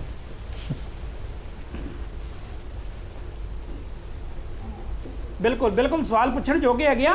ਔਰ ਹੁਣ ਲੋਕਾਂ ਨੂੰ ਪੁੱਛਣਾ ਚਾਹੀਦਾ ਮਨੀਸ਼ ਸਿਸੋਦੀਆ ਔਰ ਮਨਪ੍ਰੀਤ ਬਾਦਲ ਤੋਂ, ਇਹਨਾਂ ਨੇ 1 ਸਾਲ ਦੇ ਲੰਬੇ ਸਮੇਂ ਦੇ ਦੌਰਾਨ GST ਕੌਂਸਲ ਦੀ ਇੰਨੀ ਮੀਟਿੰਗਾਂ ਹੋਈਆਂ, ਇੱਕ ਵਾਰੀ ਵੀ ਇਸ ਮਸਲੇ ਨੂੰ ਚੁੱਕਿਆ ਕਿਉਂ ਨਹੀਂ? ਇਹ ਸਵਾਲ ਉਹਨਾਂ ਨੂੰ ਪੁੱਛਿਆ ਜਾਣਾ ਚਾਹੀਦਾ ਹੈ। ਠੀਕ ਹੈ, ਉਹਨਾਂ ਦਾ ਹੱਕ ਬਣਦਾ ਹੈ, ਕਿਉਂਕਿ ਪੰਜਾਬ ਦੇ ਵਿੱਚ ਸਿਆਸਤ ਕਰਨ ਆਉਂਦੇ ਨੇ ਔਰ ਮਨੀਸ਼ ਸਿਸੋਦੀਆ ਪੰਜਾਬ ਦੇ ਆਮ ਆਦਮੀ ਪਾਰਟੀ ਦੇ ਪ੍ਰਭਾਰੀ ਨੇ, ਉਹਨਾਂ ਦਾ ਹੱਕ ਬਣਦਾ ਸੰਗਤ ਦਾ ਪੁੱਛਣ ਦਾ ਉਹਨਾਂ ਨੂੰ। ਚਲੋ ਮੈਂ ਆਂਦਾ 1 ਮਿੰਟ, ਮੈਂ ਇੱਕ ਸਵਾਲ ਰੂਪ ਸਿੰਘ ਜੀ ਤੋਂ ਲੈ ਲਵਾਂ, ਫਿਰ ਤੁਹਾਡੇ ਕੋਲ ਵਾਪਸ ਆਣਾ।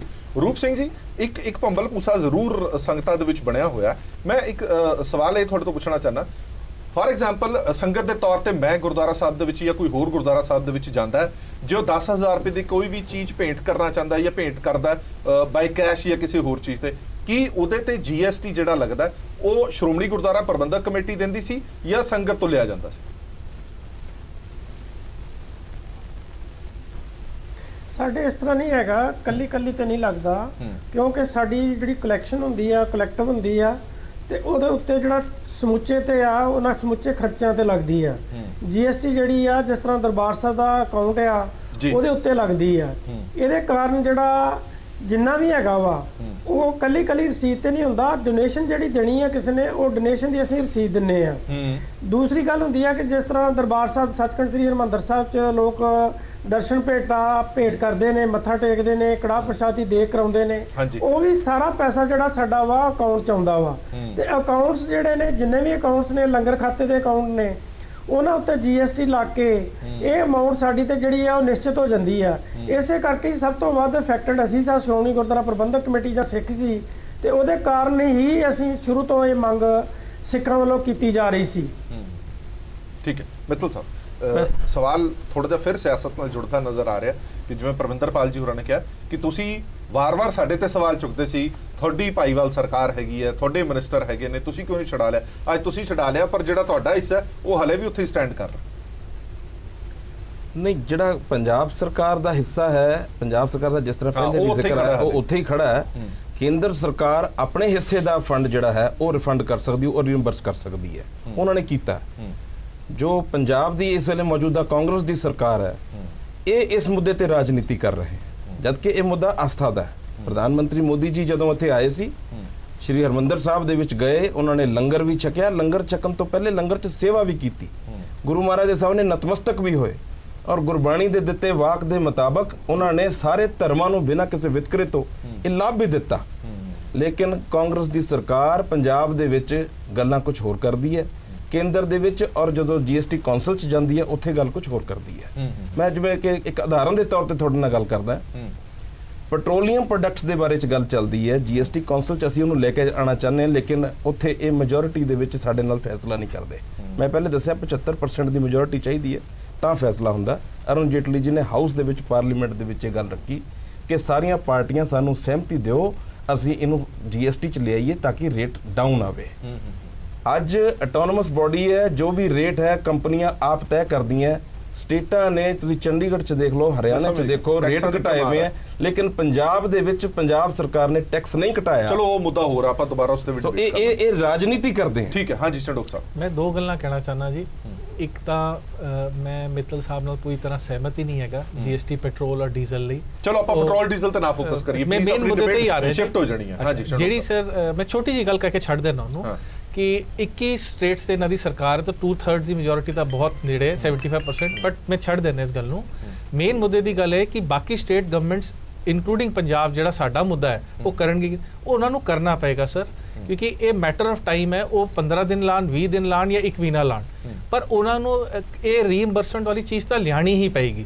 ਇਹ ਜ਼ਿਆਦਾ ਟਾਈਮ ਲੱਗੇਗਾ ਨਹੀਂ ਇਹਨੂੰ, ਕਿਉਂਕਿ ਪੈਨ ਇੰਡੀਆ ਇਹ ਹੋਇਆ ਹੈ, ਹਰ ਰਿਲੀਜਨ ਲਈ ਹੋਇਆ ਹੈ, ਹਰ ਸਟੇਟ ਲਈ ਹੋਇਆ ਹੈ। ਹੁਣ ਜੇ ਔਰ ਪੰਜਾਬ ਮੁਖਤਾ ਜੀ ਜ਼ਿਆਦਾ ਸਿੱਖ ਸਟੇਟ। ਸਭ ਇੱਕ ਸਵਾਲ ਇਹ ਵੀ ਲੈ ਲਓ, ਰਿਇੰਬਰਸਮੈਂਟ ਤੋਂ ਇਲਾਵਾ ਵੀ ਕੋਈ ਵਿਕਲਪ ਹੈਗਾ ਸੀਗਾ, ਬਦਲ ਹੈ ਹੋਰ ਕੋਈ? ਸਰ ਦੇਖੋ, ਉਹ ਤਾਂ ਫਿਰ GST ਕਾਉਂਸਲ, ਜਿਹੜਾ ਮਿੱਤਲ ਸਾਹਿਬ ਨੇ ਸਹੀ ਗੱਲ ਕਹੀ ਹੈ, ਉਹ GST ਕਾਉਂਸਲ ਸਾਰੀ ਸਟੇਟਸ ਦੀ ਐਕਸੈਪਟੈਂਸ ਹੋਵੇ, ਜਿਵੇਂ 2/3 ਮੈਜੋਰਿਟੀ ਦਾ ਜੋ ਵੀ ਸਿਸਟਮ ਹੈਗਾ ਜਾਂ 75%, ਉਹਦੇ 'ਚ ਉਹ ਐਕਸੈਪਟੈਂਸ ਹੋਏਗੀ, ਫਿਰ ਇਹ ਚੀਜ਼ ਬਿਲਕੁਲ ਹਟ ਜਾਏਗੀ। ਪਰ ਮੈਨੂੰ ਲੱਗਦਾ ਸ਼ਾਇਦ ਸਰਕਾਰ, ਕੋਈ ਵੀ ਸਟੇਟ ਗਵਰਨਮੈਂਟ ਇਹ ਨਹੀਂ ਹਟਾਉਣਾ ਚਾਹੇਗੀ, ਕਿਉਂਕਿ ਇੱਕ ਵਾਰ ਹਟ ਗਿਆ ਤੇ ਲਿਆਣਾ ਬੜਾ ਮੁਸ਼ਕਿਲ ਹੈ। ਰੀਇੰਬਰਸਮੈਂਟ ਇੱਕ ਲੋਕਲ ਤਰੀਕਾ ਹੈ, ਕੱਲ ਸਰਕਾਰ ਚੀਜ਼ ਦੀ ਰੀਇੰਬਰਸਮੈਂਟ ਖਤਮ ਵੀ ਕਰ ਸਕਦੀ ਹੈ। ਤਾਂ ਸਰਕਾਰ ਹੀ ਚਾਹੇਗੀ ਕਿ ਉਹਨਾਂ ਦੇ ਕੋਲ ਆਟੋਨਮੀ ਰਹੇ, ਚਾਹੇ ਸੈਂਟਰ ਹੋਵੇ ਚਾਹੇ ਸਟੇਟ ਹੋਵੇ। ਮੈਨੂੰ ਲੱਗਦਾ GST ਕਾਉਂਸਲ 'ਚ ਇਹਨੂੰ ਸਕ੍ਰੈਪ ਕਰਨ ਦੀ ਗੱਲ ਨਹੀਂ ਕੀਤੀ ਜਾਏਗੀ, ਇਹ ਰੀਇੰਬਰਸਮੈਂਟ ਟਾਈਪ ਚੀਜ਼ ਚੱਲਦੀ ਰਹੇਗੀ। ਜੇ ਸਕ੍ਰੈਪ ਕਰ ਦਿੱਤਾ ਜਾਂਦਾ ਹੈ ਤਾਂ ਤੁਹਾਨੂੰ ਲੱਗਦਾ ਕਿ ਮਿਸਯੂਜ਼ ਵੀ ਬਹੁਤ ਹੋ ਸਕਦਾ? ਹੋ ਸਕਦਾ ਜੀ ਸਾਨੂੰ ਫਿਰ ਉਸ ਕੇਸ ਦੇ national institutes of religious importance ਬਣਾਉਣੇ ਪੈਣਗੇ ਕਿ ਬਈ ਇਹ ਇੰਸਟੀਟਿਊਟਸ ਨੇ ਜੇ ਉਹ ਇਹ ਚੀਜ਼ਾਂ ਫੋਲੋ ਕਰਦੇ ਭਾਵੇਂ ਚੈਰੀਟੇਬਲ ਹੋਣ ਭਾਵੇਂ ਰਿਲੀਜੀਅਸ ਹੋਣ, ਕਿਉਂਕਿ ਇਸ ਦੇ ਵਿੱਚ ਤਾਂ ਚੈਰੀਟੇਬਲ ਐਂਡ ਰਿਲੀਜੀਅਸ ਦੋਨੋਂ ਗੱਲ ਕਹੀ ਗਈ ਹੈਗੀਆਂ। ਹੋ ਸਕਦਾ ਕੁਝ ਹੋਰ ਕਲੈਰਿਟੀ ਥੋੜੇ ਟਾਈਮ 'ਚ ਆਉਣ, ਕਿਉਂਕਿ ਇਹਦਾ ਮਿਸਯੂਜ਼ ਹੋਣ ਦਾ ਵੀ ਬਹੁਤ ਵੱਡਾ ਸਕੋਪ ਹੈਗਾ ਔਰ ਉਹ ਸਰਕਾਰ ਨੂੰ ਸਟੇਟ ਐਂਡ ਸੈਂਟਰ ਦੇ ਨਾਲ ਮਿਲ ਕੇ ਦੇਖਣਾ ਪਏਗਾ ਕਿ ਇਹ ਚੀਜ਼ ਕਰਬ ਹੋਏ ਕਿ ਇਹ ਨਾ ਹੋਵੇ ਕਿ ਯੂ نو ਮਿਸਯੂਜ਼ ਹੋ ਕੇ ਕੁਝ ਇਹਦਾ ਪੈਸੇ ਦਾ ਕੋਈ ਗਲਤ ਇਸਤੇਮਾਲ ਵੀ ਹੋਵੇ। ਜੀ ਜੀ ਮਿੱਤਲ ਸਾਹਿਬ, ਮੈਂ ਮਿੱਤਲ ਸਾਹਿਬ ਕੋ ਬਾਤ ਕਰਨਾ। ਬਾਂਸਲ ਸਾਹਿਬ, ਸਵਾਲ ਇਹ ਖੜਾ ਹੁੰਦਾ ਹੈ ਕਿ ਜਦੋਂ ਤੁਸੀਂ GST ਛੱਡ ਦਿੰਦੇ ਹੋ, ਜਿੰਨਾ ਕੁ ਪੈਸਾ ਤੁਸੀਂ GST ਤੋਂ ਬਚਾ ਲਿਆ ਉਹ ਫਿਰ ਤੁਸੀਂ ਦੁਬਾਰਾ ਕਿਸੇ ਨਾ ਕਿਸੇ ਚੰਗੇ ਕੰਮ ਵੱਲ ਲਾਓਗੇ ਔਰ ਲੋਕਾਂ ਦੀ ਮਨੁੱਖਤਾ ਔਰ ਸੇਵਾ ਵੱਲ ਕਰੋਗੇ। ਮੈਂ ਸਿਰਫ ਸਵਾਲ ਇਹ ਪੁੱਛਣਾ ਚਾਹੁੰਦਾ, ਗੱਲ ਸਿਰਫ ਪੈਸੇ ਦੀ ਹੈ ਜਾਂ ਮਨ ਦੇ ਵਿੱਚ ਇਹ ਵੀ ਭਾਵ ਆਉਂਦਾ ਕਿ ਅਸੀਂ ਮਨੁੱਖਤਾ ਦੀ ਸੇਵਾ ਕਰ ਰਹੇ ਹਾਂ, ਉਹਦੇ ਲਈ ਵੀ ਸਾਡੇ ਤੋਂ ਤੁਸੀਂ ਪੈਸੇ ਲੈ ਰਹੇ ਹੋ? ਸਵਾਲ ਇਹ ਵੀ ਆਉਂਦਾ बांसल साहब? नहीं जी, उसमें जो सेवाएं हैं जी निरंतर सामाजिक चलती रहनी चाहिए आदमी उस चीज़ में ना उसमें। और इन सेवाओं के लिए अगर टैक्स लगता है, हाँ जी, तो कैसा लगता है? टैक्स अगर छूट जाए तो बढ़िया है जी, और काम करते रहेंगे सेवाएं के लिए। और अगर 100 आदमियों को खाने के उसके लिए और 150 आदमियों के लिए जाए, 1000 आदमियों के लिए, हम सेवा के लिए तत्पर रहें मतलब उस चीज़ के अंदर जी। ਉਹ ਜਿਹੜਾ ਪੈਸਾ 100 ਆਦਮੀਆਂ ਨੇ ਖਾਣਾ, ਜੇਕਰ ਤੁਸੀਂ ਟੈਕਸ ਲਗਾਉਂਦੇ ਹੋ, हाँ जी, उसमें और लोगों की सेवा ਮਾਫ ਹੋ ਜਾਂਦਾ ਤਾਂ 150 ਬੰਦਾ ਖਾ ਸਕਦਾ। ਠੀਕ ਹੈ, ਬਿਲਕੁਲ। ਪਰਮਿੰਦਰਪਾਲ ਜੀ, ਇੱਕ ਸਵਾਲ ਇਹ ਵੀ ਖੜਾ ਹੁੰਦਾ ਕਿ ਜਿੱਥੇ ਗੱਲ ਮਿਸਯੂਜ਼ ਦੀ ਹੈ ਕਿ ਮਿਸਯੂਜ਼ ਵੀ ਹੋਏਗਾ ਜੇਕਰ ਤੁਸੀਂ ਰਿੰਬਰਸਮੈਂਟ ਨੂੰ ਹਟਾ ਦਿਓ, ਕਿਉਂਕਿ ਬੜੀਆਂ ਧਾਰਮਿਕ ਜਥੇਬੰਦੀਆਂ ਨੇ ਇਹ ਵੀ ਮੰਗ ਕੀਤੀ ਕਿ ਪੂਰੀ ਤਰ੍ਹਾਂ ਛੱਡ ਦੇਣਾ ਚਾਹੀਦਾ ਹੈ GST, ਰਿੰਬਰਸਮੈਂਟ ਦੀ ਗੱਲ ਜਿਹੜੀ ਹੈ ਉਹ ਵਿੱਚ ਨਹੀਂ ਹੋਣੀ ਚਾਹੀਦੀ। ਜੇ ਰਿੰਬਰਸਮੈਂਟ ਦੀ ਗੱਲ ਵਿੱਚ ਨਹੀਂ ਹੋਏਗੀ ਤਾਂ ਹੋ ਸਕਦਾ ਇਸ ਦਾ ਮਿਸਯੂਜ਼ ਵੀ ਹੋਵੇ। ਦੂਜਾ ਸਵਾਲ ਜਿਹੜਾ ਮੈਂ ਬਾਂਸਲ ਸਾਹਿਬ ਤੋਂ ਪੁੱਛਿਆ ਕਿ ਮਨ ਦੇ ਵਿੱਚ ਇਹ ਵੀ ਆਂਦਾ ਹੈ ਕਿ ਗੱਲ ਸਿਰਫ ਪੈਸੇ ਤੱਕ ਮੁਤਲਕ ਨਹੀਂ ਹੈ, ਗੱਲ ਸਿਰਫ ਇਹ ਨਹੀਂ ਹੈ ਕਿ ਤੁਸੀਂ ਸਾਡੇ ਤੋਂ ਟੈਕਸ ਲੈ ਰਹੇ ਹੋ, ਗੱਲ ਸਿਧਾਂਤਾਂ ਦੀ ਵੀ ਹੈ ਕਿ ਅਸੀਂ ਕੰਮ ਕਰ ਰਹੇ ਹਾਂ, ਅਸੀਂ ਸੇਵਾ ਕਰ ਰਹੇ ਹਾਂ, ਅਸੀਂ ਮਨੁੱਖਤਾ ਦੀ ਸੇਵਾ ਕਰ ਰਹੇ ਹਾਂ, ਮਨੁੱਖਤਾ ਦੀ ਸੇਵਾ ਦੇ ਬਦਲੇ ਵੀ ਤੁਸੀਂ ਪੈਸਾ ਲੈ ਰਹੇ ਹੋ।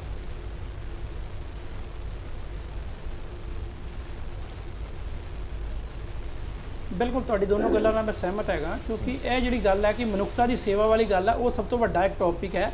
ਜਦੋਂ ਅਸੀਂ ਲੰਗਰ ਵੰਡਦੇ ਹਾਂ, ਅਸੀਂ ਕੋਈ ਪੈਸਾ ਨਹੀਂ ਲੈ ਰਹੇ, ਅਸੀਂ ਕੋਈ ਸੇਲ ਨਹੀਂ ਕਰ ਰਹੇ, ਅਸੀਂ ਲੋਕਾਂ ਨੂੰ ਫ੍ਰੀ ਦੇ ਰਹੇ ਹਾਂ। ਤੇ ਜੇਕਰ ਸਾਨੂੰ ਖਰੀਦਣ ਦੇ ਵਿੱਚ ਸਾਨੂੰ 18% ਜਾਂ 20% ਜਾਂ 25% ਟੈਕਸ ਦੇਣਾ ਪੈਂਦਾ ਕਿਸੇ ਇੱਕ ਅੱਧੀ ਆਈਟਮ ਦੇ ਉੱਤੇ, ਤੇ ਉਹ ਜ਼ਰੂਰ ਚੁਭਦਾ ਹੈ। ਹਾਲਾਂਕਿ ਆਟਾ ਵਗੈਰਾ ਜਿਹੜੀ ਕਈ ਚੀਜ਼ਾਂ ਨੇ ਉਹਦੇ ਅੰਦਰ ਟੈਕਸ ਨਹੀਂ ਹੈਗਾ, ਚੀਨੀ ਤੇ 5% ਹੈ ਅਲੱਗ-ਅਲੱਗ ਨਿਮਦਾਂ ਵਿੱਚ, ਲੇਕਿਨ ਕਈ ਚੀਜ਼ਾਂ ਦੇ ਉੱਤੇ ਇਤਨਾ ਜ਼ਿਆਦਾ ਟੈਕਸ ਹੈ ਕਿ ਉਹਨੂੰ ਅਫੋਰਡ ਨਹੀਂ ਕਰ ਸਕਦੀਆਂ ਆਪਣਾ ਹਰ ਕਮੇਟੀ ਜਾਂ ਚੈਰੀਟੇਬਲ ਸੰਸਥਾਵਾਂ ਨੇ।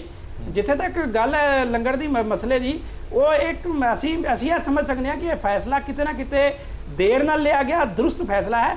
ਔਰ ਰੀਇੰਬਰਸਮੈਂਟ ਦੇਣ ਜਾਂ ਡਾਇਰੈਕਟ ਦੇਣ, ਮਸਲਾ ਤਾਂ ਹੈਗਾ ਤੁਹਾਡਾ ਜਿਹੜਾ ਹਿੱਸੇ ਦਾ ਤੁਹਾਡਾ ਸ਼ੇਅਰ ਹੈ ਟੈਕਸ ਦਾ, ਉਹ ਤੁਹਾਡੇ ਕੋਲ ਵਾਪਸ ਆ ਰਿਹਾ। ਮੈਨੂੰ ਨਹੀਂ ਲੱਗਦਾ ਕਿ ਉਹਦੇ 'ਚ ਕੋਈ ਜ਼ਿਆਦਾ ਵੱਡੀ ਗੱਲ ਹੈ ਕਿ ਉਹ ਸਰਕਾਰ ਬਾਅਦ ਵਿੱਚ ਵਾਪਸ ਦੇ ਰਹੀ ਹੈ ਜਾਂ ਪਹਿਲੇ ਛੂਟ ਦੇ ਰਹੀ ਹੈ, ਉਹਦੇ 'ਚ ਕੋਈ ਫਰਕ ਨਹੀਂ ਹੈ। ਸ਼ਾਇਦ ਸਰਕਾਰ ਨੂੰ ਲੱਗਦਾ ਹੋਣਾ ਕਿ ਪਹਿਲੇ ਡਾਇਰੈਕਟ ਛੂਟ ਦੇਤੀ, ਉਹਦਾ ਕੋਈ ਮਿਸਯੂਜ਼ ਹੋ ਜਾਏਗਾ, ਜ਼ਿਆਦਾ ਬਿੱਲ ਕਟਵਾ ਲੈਣਗੇ ਜਾਂ ਕੁਝ ਹੋਰ ਪਾਸੇ ਖਰਚ ਕਰ ਦੇਣਗੇ, ਤੇ ਉਹਦੇ ਵਿੱਚ ਆਏਗਾ ਤਾਂ ਸ਼ਾਇਦ ਉਹ ਪੂਰਾ ਆਡਿਟ ਹੋ ਕੇ ਆਏਗਾ, ਸਿਸਟਮ ਦੇ ਵਿੱਚ ਆਏਗਾ।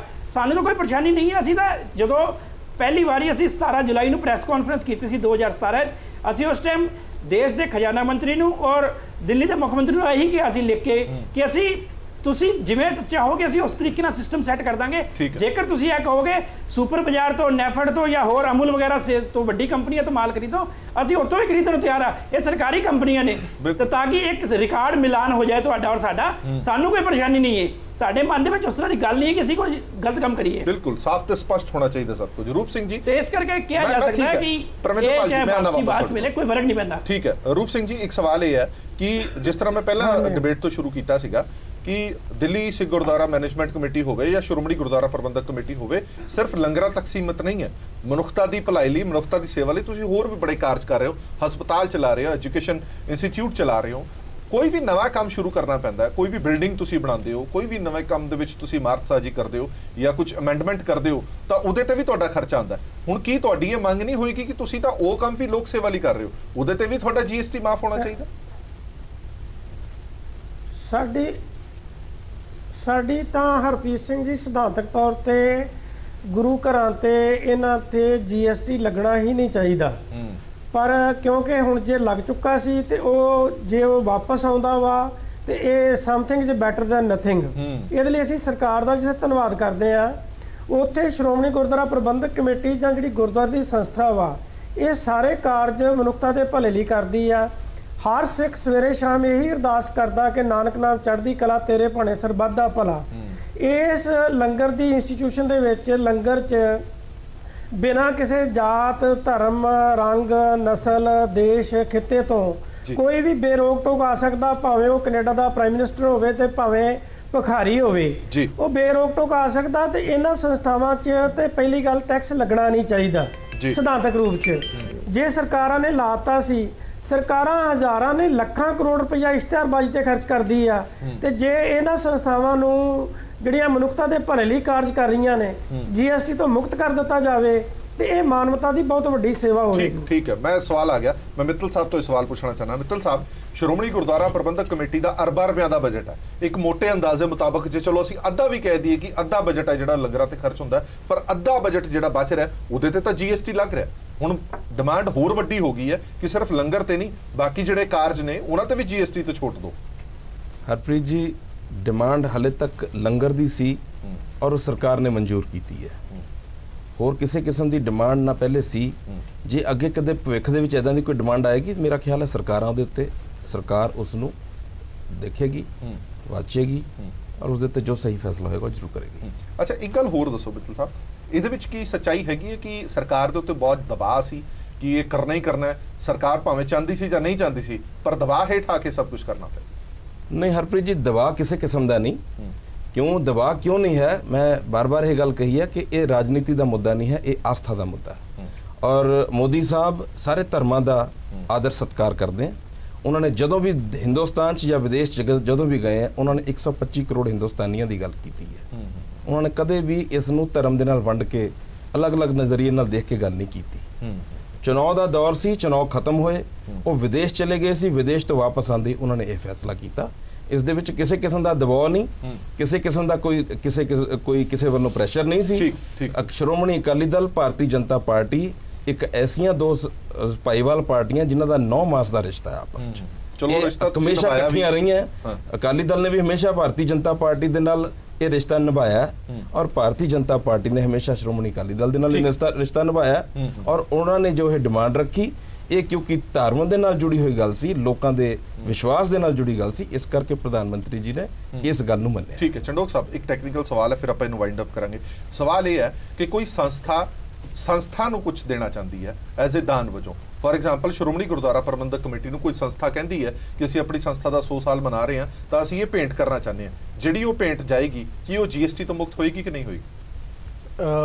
ਮੈਨੂੰ ਇਹਦੇ ਬਾਰੇ ਕਲੈਰਿਟੀ ਨਹੀਂ ਹੈ, ਤੁਹਾਨੂੰ ਸੱਚੀ ਗੱਲ ਦੱਸਾਂ। ਜੇ ਇੰਸਟੀਟਿਊਸ਼ਨ ਨੂੰ ਦਿੰਦੀ, ਕਿਉਂਕਿ ਹਾਲੇ ਤੱਕ ਉਹ ਵੀ ਇੱਕ ਹਿੱਸਾ ਲੰਗਰ ਦਾ ਹੀ ਹੈ। ਫॉर एग्जांपल ਮੈਂ ਕਹਿੰਦਾ ਕਿ 10 ਘਿਓ ਦੇ ਪੀਪੇ ਜਾਣੇ ਆ ਜਾਂ ਚੀਨੀ ਜਾਂ ਆਟਾ ਦੇਣਾ ਚਾਹੁੰਦੇ ਹਾਂ ਅਸੀਂ, ਉਹ GST ਤੋਂ ਮੁਕਤ ਹੋਏਗਾ ਕਿ ਨਹੀਂ? ਦੇਖੋ ਸਰ, ਇਨਪੁਟ ਕ੍ਰੈਡਿਟ ਤਾਂ ਜੇ ਅਗਰ GST ਤੇ ਇਨਪੁਟ ਕ੍ਰੈਡਿਟ ਤਾਂ ਉਹਨਾਂ ਨੂੰ ਫਿਰ ਵੀ ਮਿਲੇਗਾ ਜੀ। ਜੇ ਪਹਿਲੀ ਗੱਲ ਇਹ ਹੈ ਕਿ ਸਪੋਜ਼ ਉਹ 1 ਕਰੋੜ ਦੀ ਚੀਜ਼ ਦੇ ਰਹੀ, ਕਿਉਂਕਿ ਇੰਸਟੀਟਿਊਸ਼ਨ ਦੀ ਤੁਸੀਂ ਗੱਲ ਕਹੀ, ਤੇ ਜੇ ਉਹਦੇ ਤੇ 5% ਵੀ ਮੰਨ ਕੇ ਚੱਲਾ, ਸਮਝੋ ਇੱਕੋ ਹੀ ਆਈਟਮ ਉਹ ਦੇ ਰਹੀ, ਸ਼ੂਗਰ ਹੀ ਦੇ ਰਹੀ ਹੈ ਫॉर एग्जांपल, ਤੇ ਉਹਨਾਂ ਨੂੰ ਇਨਪੁਟ ਕ੍ਰੈਡਿਟ ਤਾਂ ਫਿਰ ਵੀ ਮਿਲਦਾ ਹੈ ਜੀ। ਇਹ ਤਾਂ ਨਹੀਂ ਹੈ ਕਿ ਉਹ ਇੰਸਟੀਟਿਊਸ਼ਨ ਇਨਪੁਟ ਕ੍ਰੈਡਿਟ ਨਹੀਂ ਲੈ ਸਕਦੀ। ਪਰ ਦੂਜਾ ਮੈਨੂੰ ਲੱਗਦਾ ਜੇ ਸਿਸਟਮ ਨੂੰ ਅਸੀਂ ਕਲੀਨ ਰੱਖਣਾ ਚਾਹੁੰਦੇ, ਜਿਵੇਂ ਇੱਥੇ ਰਿਲੀਜੀਅਸ ਇੰਸਟੀਟਿਊਸ਼ਨ ਦੇ ਵੀ ਸੀਨੀਅਰਸ ਨੇ ਮੰਨਿਆ, ਸਾਨੂੰ ਭਾਵੇਂ ਰੀਇੰਬਰਸਮੈਂਟ ਹੋਵੇ, ਭਾਵੇਂ GST ਹਟਾ ਦਿੱਤਾ ਜਾਏ, ਪਰ ਮੇਰੇ ਖਿਆਲ ਰੀਇੰਬਰਸਮੈਂਟ ਨਾਲ ਕਈ ਚੀਜ਼ਾਂ ਕਲੀਨ ਰਹਿਣਗੀਆਂ, ਕਿਉਂਕਿ ਤੁਸੀਂ ਫਾਈਲ ਕਰਦੇ ਹੋ ਔਰ ਚੀਜ਼ ਲੈਂਦੇ ਹੋ। ਸਾਨੂੰ ਦੋਨੋਂ ਚੀਜ਼ਾਂ ਨਾਲ ਚੱਲਣੀ ਹੈ। ਰਿਲੀਜੀਅਸ ਚੀਜ਼ ਨੂੰ ਵੀ ਇਹਦੇ ਨਾਲ ਹੋ ਜਾਏਗਾ ਔਰ ਮੇਰੇ ਖਿਆਲ ਨਾਲ ਉਹਦੇ 'ਚ ਕਲੈਰਿਟੀ ਵੀ ਰਹੇਗੀ। ਕੋਈ ਅਨਸਕਰੂਪਲਸ ਪੈਸਾ ਜਾਂ ਮਨੀ ਇਹਦੇ 'ਚ ਕਾਫੀ ਹੱਦ ਤੱਕ ਬੇਤੇ ਰਹੇਗਾ, ਉਹਦੇ 'ਚ ਕੰਟਰੋਲ ਰਹੇਗਾ।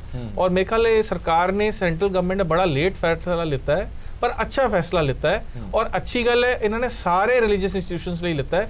ਹੁਣ ਸਰਕਾਰ ਨੂੰ ਇੱਕ ਐਕਸਰਸਾਈਜ਼ ਤਾਂ ਜ਼ਰੂਰ ਕਰਨੀ ਪਏਗੀ, ਉਹਨਾਂ ਨੂੰ ਇਹ ਇੰਸਟੀਟਿਊਸ਼ਨਸ ਨੂੰ ਆਪਣੇ ਮਾਪਦੰਡ ਦੇ ਹਿਸਾਬ ਨਾਲ, ਆਪਣੇ ਸਟੈਂਡਰਡ ਦੇ ਹਿਸਾਬ ਨਾਲ ਇਹਨੂੰ ਕ੍ਰਾਈਟੇਰੀਆ ਸੈਟਅਪ ਕਰਨਾ ਪਏਗਾ। ਨਹੀਂ ਤਾਂ ਥੋੜਾ ਜਿਹਾ ਇਹਦਾ ਮਿਸਯੂਜ਼ ਹੋਣ ਦਾ ਡਰ ਇਹ ਜ਼ਰੂਰ ਹੈ, ਪਰ ਓਵਰਆਲ ਇਹ ਅੱਛੀ ਚੀਜ਼ ਹੈ। ਪਹਿਲਾਂ ਆ ਜਾਣੀ ਚਾਹੀਦੀ ਸੀ, ਹੁਣ ਆਈ ਅੱਛੀ ਗੱਲ ਹੈ, ਪਰ ਅੱਛੀ ਚੀਜ਼ ਹੈ। ਦੇਰ ਆਏ ਦਰੁਸਤ ਆਏ। ਹਾਂਜੀ ਪਰਮਿੰਦਰਪਾਲ ਜੀ, ਇੱਕ ਆਖਰੀ ਸਟੇਟਮੈਂਟ, ਫਿਰ ਆਪਾਂ ਵਾਈਂਡ ਅਪ ਕਰਦੇ ਹਾਂ।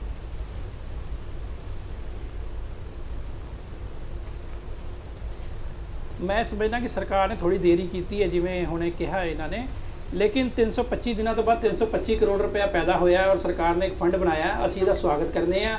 ਔਰ ਜੋ ਬੀਬਾ ਹਰਸਿਮਰਤ ਕੌਰ ਬਾਦਲ ਹੋਰਾਂ ਨੇ ਇਸ ਮਾਮਲੇ ਲੜਾਈ ਲੜੀ, ਉਹ ਵਾਕਈ ਕਾਬਿਲੇ ਤਾਰੀਫ ਹੈ। ਔਰ ਜਿਸ ਜਜ਼ਬੇ ਦੇ ਨਾਲ, ਜਿਸ ਜਨੂਨ ਦੇ ਨਾਲ ਉਹਨਾਂ ਲੜਾਈ ਲੜੀ, ਉਸ ਦਾ ਹੀ ਨਤੀਜਾ ਹੈ ਕਿ ਸਰਕਾਰ ਨੂੰ ਇਸ ਗੱਲ ਨੂੰ ਮੰਨਣਾ ਪਿਆ ਕਿ ਇਹਨਾਂ ਦੀ ਮੰਗ ਜਾਇਜ਼ ਹੈ।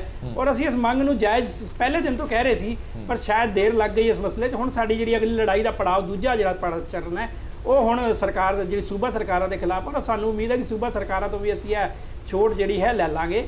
ਔਰ ਜੋ ਲੰਗਰ ਦੇ ਉੱਤੇ ਜੋ ਅਸੀਂ ਆਪਣੀ ਸੇਵਾ ਹੈ ਲੰਗਰ ਦੀ, ਉਹਦੇ ਵਿੱਚ ਕਿਤੇ ਨਾ ਕਿਤੇ ਸਾਨੂੰ ਟੈਕਸ ਤੋਂ ਜਿਹੜਾ ਭਾਰ ਪੈਂਦਾ ਸੂਬੇ ਦਾ ਜਾਂ ਸੈਂਟਰ ਦਾ, ਉਸ ਤੋਂ ਅਸੀਂ ਮੁਕਤ ਹੋ ਜਾਵਾਂਗੇ ਜੀ। बहुत बहुत धन्यवाद परमिंदरपाल जी, रूप सिंह जी और बाकी सारे मेहमानों का भी बहुत बहुत धन्यवाद इस पूरी विचार चर्चा ਦੇ ਵਿੱਚ ਸਾਡੇ ਨਾਲ ਬਣੇ ਰਹਿਣ ਦੇ ਲਈ। ਸੋ ਉਮੀਦ ਕਰਦੇ ਹਾਂ ਕਿ ਜਿਹੜੀਆਂ ਬਾਕੀ ਚੀਜ਼ਾਂ ਰਹਿ ਗਈਆਂ ਨੇ, ਭਾਵੇਂ ਉਹ ਸੂਬਾ ਸਰਕਾਰਾਂ ਤੋਂ ਆਪਣਾ ਹੱਕ ਲੈਣ ਦੀ ਗੱਲ ਹੋਵੇ ਜਾਂ ਫਿਰ ਹੋਰ ਚੀਜ਼ਾਂ ਨੇ, ਭਾਵੇਂ ਜਿਵੇਂ ਮੈਂ ਪਹਿਲਾਂ ਕਿਹਾ ਸ਼੍ਰੋਮਣੀ ਗੁਰਦੁਆਰਾ ਪ੍ਰਬੰਧਕ ਕਮੇਟੀ ਜਾਂ ਦਿੱਲੀ ਕਮੇਟੀ ਹੋਰ ਬਥੇਰੇ ਕਾਰਜ ਅਜਿਹੇ ਕਰਦੇ ਨੇ, ਉਹ ਵੀ GST ਤੋਂ ਮੁਕਤ ਹੋਣੇ ਚਾਹੀਦੇ ਨੇ। ਉਮੀਦ ਕਰਦੇ ਹਾਂ ਉਹ ਡਿਮਾਂਡ ਵੀ ਜਲਦੀ ਉੱਠੇਗੀ ਔਰ ਪੂਰੀ ਵੀ ਹੋਏਗੀ। ਦੇਸ਼ ਦੁਨੀਆ ਦੀ ਬਾਕੀ ਖਬਰਾਂ ਲਈ ਬਣੇ ਰਹੋ PTC ਨਿਊਜ਼ ਦੇ ਨਾਲ। ਧੰਨਵਾਦ।